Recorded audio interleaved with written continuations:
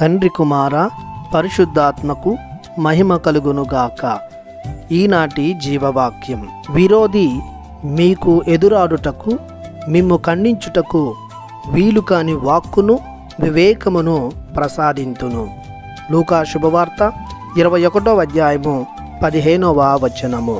ప్రియ సహోదరి సహోదరులారా, దేవునిచే మిక్కిలిగా ప్రేమించబడుతున్న దేవుని బిడ్డలారా, ప్రభువైన దేవుడు మిమ్ము దీవించునుగాక. ప్రభువైన యేసుక్రీస్తు చివరి దినాలలో కలగబోవు ప్రకృతి వైపరీత్యాలను గూర్చి వివరిస్తూ, ఇవి జరుగకముందే దేవుని విశ్వాసులకు సేవకులకు కలుగబోవు శ్రమలు బాధలను గూర్చి వ్యతిరేకతను గూర్చి తెలియజేస్తూ ఉన్నాడు. క్రీస్తుని అనుసరించే వారిని ఈ లోకం, అన్యులు, అధికారులు, అసత్యవాదులు, అవినీతిపరులు, అపవిత్రులు వ్యతిరేకిస్తారని, నిందిస్తారని, హింసలకు గురి చేస్తారని, వారందరూ విరోధులుగా నిలబడతారని క్రీస్తు ప్రభు ముందుగానే తెలియజేస్తున్నారు. కానీ దేవుని శక్తి ముందు, దేవుని వివేకం ముందు అవి నిలబడలేవు, ఖండించలేవు. అలాంటి గొప్ప ధైర్యాన్ని, బలాన్ని, వాక్కు శక్తిని, విజ్ఞాన వివేకములను వరాలుగా తన సేవకులకు, విశ్వాసులకు దయచేస్తానని ప్రభువు భరోసానిస్తున్నాడు.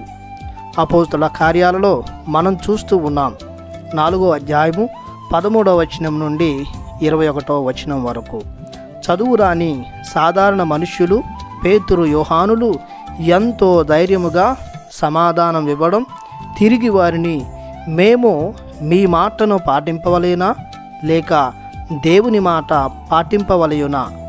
దేవుని దృష్టిలో ఏది సమంజసమో మీరే నిర్ణయింపుడని, మేము మా కన్నులారా చూచిన దానిని గూర్చి, చెవులారా విన్న దానిని గూర్చి మాట్లాడకుండా ఉండలేము అని విచారణ సభా సభ్యుల ముందు తేల్చి చెప్పిరి.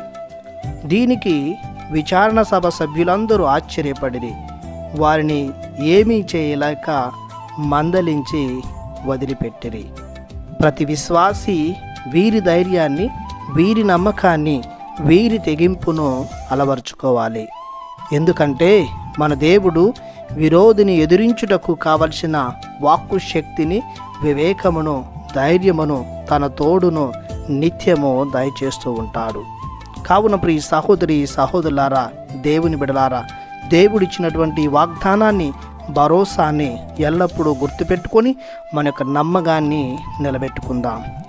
ప్రార్థించుదము. సకల విశ్వాసమునకు ఊట అయిన మా దేవా, మీకు మా వందనం, మీకు మా స్తోత్రం. మా ఆధ్యాత్మిక జీవితంలో, ఇహలోక జీవితంలో ఎదురయ్యే విరోధులను, చీకటి శక్తులను మీ వాక్కు శక్తిచే, వివేకముచే ఎదుర్కొనే మీ తోడును మాకు దయచేయమని యేసు నామములో ప్రార్థిస్తున్నాము తండ్రి. ఆమెన్. దేవుడు మిమ్ము దీవించునుగాక. ఆమెన్.